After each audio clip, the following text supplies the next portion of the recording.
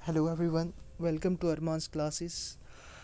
आज का जो लेक्चर हम पढ़ेंगे वो होगा हिस्ट्री ऑफ जम्मू पे। जनरली हमारा फोकस हिस्ट्री ऑफ कश्मीर पे रहता है, बट आज हम हिस्ट्री ऑफ जम्मू पढ़ेंगे, ठीक है। और माइन्यूटली हर चीज़ को पढ़ना ज़रूरी है, because seeing the trend of JKSSB specially in class fourth, उन्होंने अपना स्टैंडर्ड काफ़ी बढ़ा लिया है, तो आपको हर माइन्यूट चीज़ पढ़नी पड़ेगी। And before I start my lecture, please do subscribe our YouTube channel and do press the bell icon so that you get the further notification of the upcoming videos.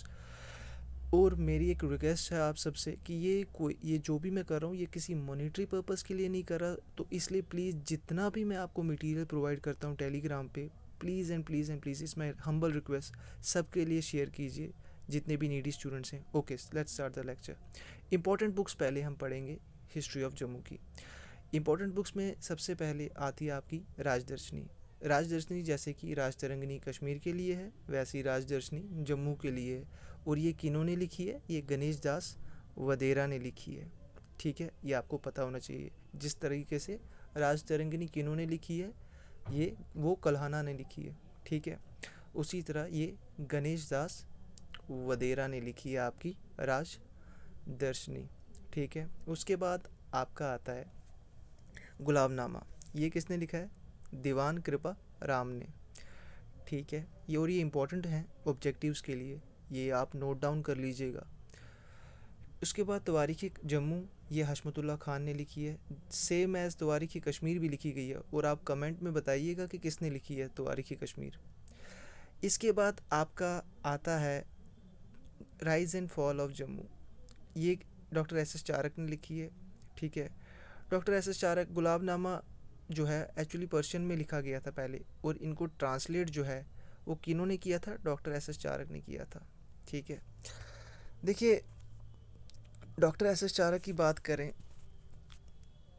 तो यहाँ पर आपको पता लगता है कि गुलाबनामा जो है पर्शियन में पहले लिखा गया था, और उसके बाद डॉक्टर SS चारक ने इनको ट्रांसलेट किया इंग्लिश में। तो ये इस हिसाब से इम्पोर्टेंट है। सो इस चीज़ को आप नोट डाउन कर लीजिएगा सबको। फिर आती है आपकी history of Jammu. History of Jammu की बात करते हुए हम सबसे पहले वैदिक पीरियड से शुरू करते हैं। अब यहाँ अग्निवर्णन का जिक्र है, तो अग्निवर्णन इतना इम्पोर्टेंट नहीं है, इतना आप याद रखिएगा। अब बात यही है कि यहाँ पर हमें वायुसरिया का पढ़ना है एक्चुअल में। अब उस तक पहुँचने के लिए हम अग्निवर्णन का जिक्र कर रहे हैं यहाँ पर। और अग्निवर्णन ऑब्वियसली सेटल हुआ था कहाँ पर? परोल डिस्ट्रिक्ट में, कठुआ में, ठीक है। और वायुसेना जो उसका सन था, ये इम्पॉर्टेंट है क्यों? क्योंकि इसी conquered all the land in the west of Jammu Tawi, ठीक है। तो आपको नोट डाउन करने जितने भी ऑब्जेक्टिव्स आपके यहाँ से निकल रहे हैं, ठीक है। आपके पास काफ़ी टाइम है, आप डीपली माइन्यूटली पढ़िए, ठीक है। SSRB का अब काफ़ी स्टैंडर्ड हाई कर दिया है, ठीक है, तो आपको पढ़ना पड़ेगा डीपली। उसके बाद बात करते हैं हम अग्निगर्भ की। देखिए, अग्निगर्भ की बात करते हैं तो अग्निगर्भ जो है 5th सक्सेसर था। किसका 5th सक्सेसर था? ये जो सारा चल रहा है ना, ये क्या चल रहा है? ये सूर्यवंशी किंगडम चल रहा है। अब अग्निगर्भ उतना इम्पोर्टेंट नहीं है, बट अग्निगर्भ क्यों हम अग्निगर्भ की बात करें? क्योंकि हमें बाहुलोचन तक पहुंचना था। तो बाहुलोचन की बात करते हैं, तो बाहुलोचन तक अगर पहुंचना है तो ऑब्वियसली बात है कि अग्निगर्भ की बात करनी पड़ेगी, ठीक है। वो उसका बेटा था, एल्डेस्ट सन था बाहुलोचन। किसका? अग्निगर्भ का, ठीक है। इसी ने हमारा जो, अगर आपको पता हो कि इसी ने हमारा टाउन बाहू टाउन, जो बाहू फोर्ट जो है, ये किन्होंने फाउंड किया था? बाहुलोचन ने किया था, ठीक है। He founded the town and fort of Bahu, ठीक है। और इसी वजह से हम, और ये बात याद रखिएगा, फिर से बता रहा हूँ कि ये किनके बेटे थे? अग्निवर्मन के, ठीक है। इतना आपको पता होना चाहिए,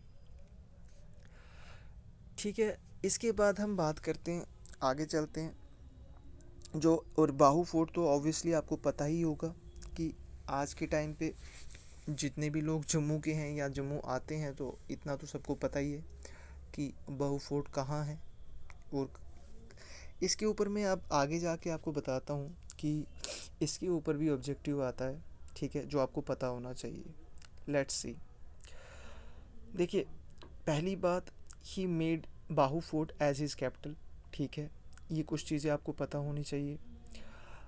अब ऑब्जेक्टिव क्या आता है कि Bahu fort is located on which bank of river Tawi. या तो ये भी पूछा जाता है कि किस रिवर के ऊपर सिचुएटेड है, तो वो तवी है। और उसके किस बैंक के ऊपर सिचुएटेड है, ये भी आता है। ठीक है, तो अगर ये आता है तो वो है लेफ्ट बैंक के ऊपर। He founded the city of Darangiri और and transferred his capital there. बाद में उसने सिटी दारंगिरी सिटी बनाई और अपनी कैपिटल वहाँ पर शिफ्ट कर दी। ठीक है, अब देखिए, कहते हैं कि he tried to extend his empire towards Punjab, but unfortunately उन्हें वो वहाँ पर मारे गए। और मारा कि इन्होंने चंद्रहा ऑफ सियालकोट। अक्सर बुक्स में दिया जाता है कि सियालकोट के किंग ने मारा है, बट ये नहीं बताया जाता कि चंद्रहा उनका नाम था। ठीक है, तो ये भी आपका ऑब्जेक्टिव पॉइंट ऑफ व्यू से इम्पोर्टेंट है। ठीक है, ये आपको पता होना चाहिए, ये आपका इम्पोर्टेंट है। ठीक है, आई होप यहाँ तक आपका क्लियर है सब कुछ। ठीक है, आप आराम से दोबारा भी देख सकते हैं वीडियो रिपीट कर करके, जहाँ आपको समझ में ना आए। ठीक है, इसके आगे चलते हैं, लेट्स मूव फॉरवर्ड। ठीक है, और चंद्रहा एक बार ही आप इसको नोट डाउन ज़रूर कर लीजिएगा। ठीक है, जम्बूलोचन ये बड़े इंपॉर्टेंट है। He was the younger brother of Bahulochan, और उन्होंने उनका बदला बाद में ले लिया और उन्होंने चंद्रहा को मार डिफीट किया और आगे जाके अब इस एम्पायर को एक्सटेंड किया। ठीक है, और ये इम्पॉर्टेंट इसलिए भी हैं कि आप सबको पता होगा कि जाम्बूलोचन ही वो शख्स है, वो राजा है कि जिसकी वजह से आज जम्मू का नाम जम्मू है। ठीक है ना, जब इसने, देखिए, जहाँ जैसा कि आप देख रहे हैं यहाँ पर लिखा भी है, founded Jammu was founded by Raja Jambulochan. और ये भी याद रखिएगा किस सेंचुरी में, 14 सेंचुरी बीसी। ये बात याद रखिएगा, 14 century BC, objective point of view से कह रहा हूँ। उसके बाद आपकी हंटिंग स्टोरी आ जाती है कि देखिए, गोट और लॉयन की बात करते हुए ये शिकार करने चले थे। इन्होंने वहाँ पर देखा कि भाई गोट और लॉयन एक ही दरिया के किनारे पे पानी पी रहे हैं और बड़ी पीसफुली तरीके से, कोई किसी को कोई हार्म नहीं कर रहा, और दोनों अपने अपने रास्ते निकल जाते। तो इनके दिमाग में ख्याल आता है कि यहाँ इतने अच्छे अच्छे जानवर हैं और इतने पीसफुल जानवर हैं, अगर जानवर इतने पीसफुल हैं तो लोग कितने पीसफुल होंगे। तो इन्होंने एक टाउन सेट कर दिया जिसका इन्होंने नाम क्या रखा, जम्बू नगर। ये भी आप याद रखिएगा कि सबसे पहले क्या नाम था, जम्बू नगर। ठीक है, उसके बाद जम्बूलोचन वो सक्सीडेड बाय हिज सन पूरनकरण। ये बात आपको याद रखनी है कि जम्बूलोचन वो सक्सीडेड बाय हिज सन पूरनकरण। अब पूरनकरण इंपॉर्टेंट किस पॉइंट ऑफ व्यू से है कि ये ऑब्जेक्टिव आ सकता है कि कौन सा ऐसा राजा था कि जिसने अपनी कैपिटल जो है बाहू से जम्मू शिफ्ट की। अगर कैपिटल पहले बाहू थी तो बाहू से कैपिटल जम्मू कब हुई, वो किसके दौर में हुई, वो पूरनकरण के दौर में हुई। और पूरनकरण कौन है ये भी पूछा जा सकता है। ये किन के बेटे थे, ये जाम्बूलोचन के बेटे थे। ठीक है, आई होप इतना आपको क्लियर है यहाँ तक। ठीक है, इसके बाद देखिए, इसके बाद बात करते हैं, इसके बाद और इम्पोर्टेंट रूलर है जिसे हम शक्तिकरण कहते हैं। ठीक है, इनको हम राजा शास्त्री भी कहते हैं, शक्तिकरण को राजा शास्त्री भी कहते हैं। अब आप कहेंगे ये इम्पोर्टेंट क्यों है, इम्पोर्टेंट इसलिए है because he introduce the Dogri script. इन्होंने डोगरी स्क्रिप्ट को इंट्रोड्यूस किया और इनका दूसरा नाम राजा शास्त्री है। ठीक है, आई होप यहाँ तक समझ में आ रही है आपको मेरी बात। ठीक है, जिसको ना आए वो कमेंट करके भी बोल सकता है, कहीं पर अगर डाउट हो कुछ हो, व्हाट्सोएवर इट इज़। ठीक है, और इन्होंने एक बात याद रखिएगा, डोगरी स्क्रिप्ट जो है ना वो कहाँ से ओरिजिनेट हुई। डोगरी स्क्रिप्ट इन्होंने इंट्रोड्यूस तो की, बट ओरिजिनेट कहाँ से हुई। डोगरी स्क्रिप्ट एक्चुअली जो है ना, जो शक्तिकरण ने इंट्रोड्यूस की, ये ओरिजिनेट कहाँ से हुई, ये हुई शारदा स्क्रिप्ट से। और शारदा स्क्रिप्ट कहाँ से ओरिजिनेट हुई, ये हुई ब्रह्मी स्क्रिप्ट से। ठीक है, आ रही है बात समझ। इसके बाद देखिए, इसके बाद ये भी पूछा जा सकता है ऑब्जेक्टिव पॉइंट ऑफ व्यू से, ये इम्पोर्टेंट है कि ऐसा कौन सा रूलर है जिसने जम्मू राज को एक्सटेंड किया कहाँ तक। जैसा कि आप देख रहे हैं कहाँ तक एक्सटेंड किया? पीर पंजाल तक। और पीर पंजाल में कहाँ तक एक्सटेंड किया?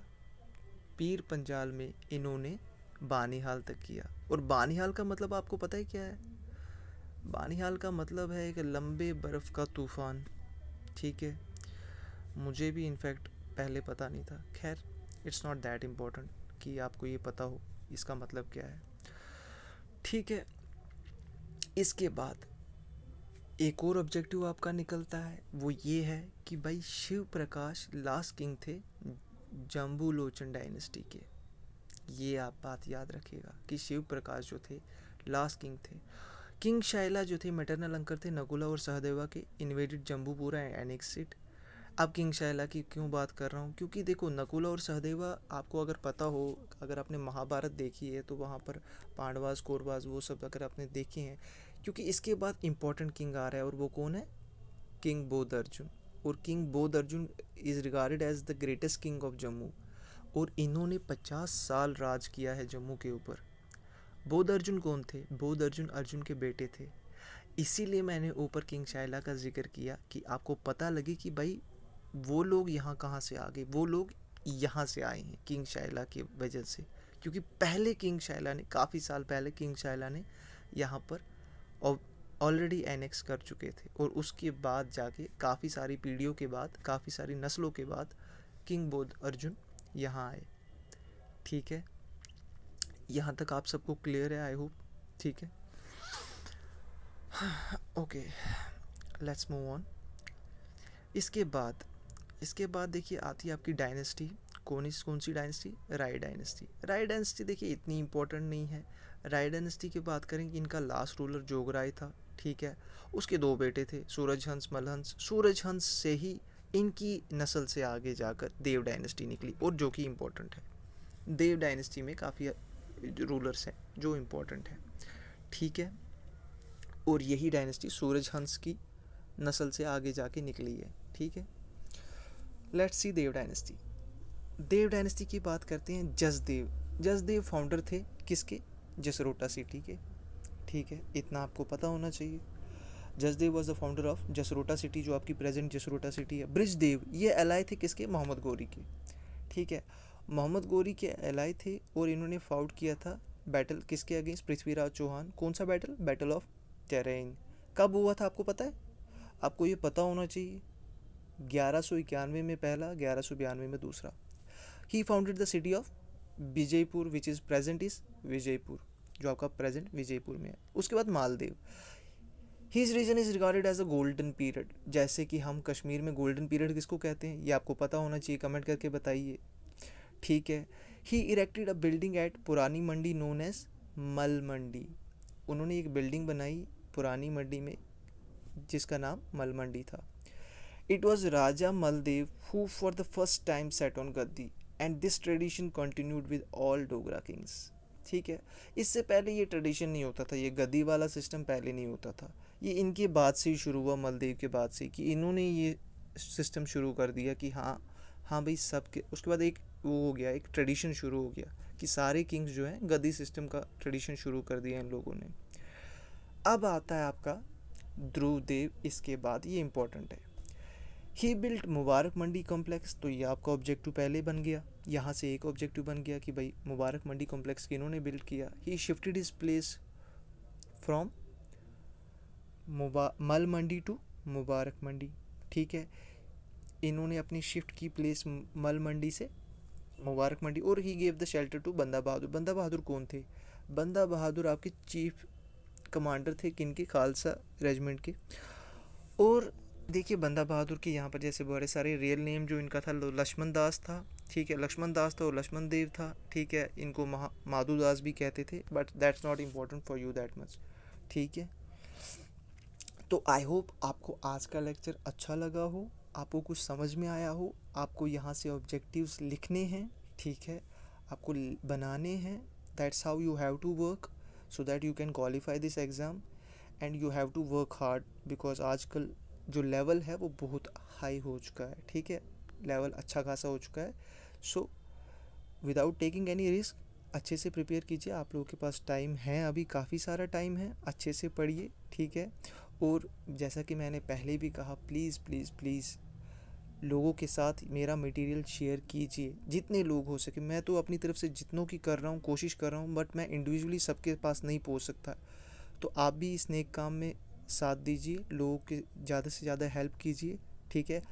And by the way, I am also a student like you. I just started this initiative to help each and every needy student, ठीक है। हर किसी के हेल्प हो जाए। एंड गाइज, हो सके तो do remember in your prayers, me in your prayers, ठीक है। So okay. एंड अगर किसी को भी कोई डाउट हो, आप क्वेश्चन इनबॉक्स में भी पूछ सकते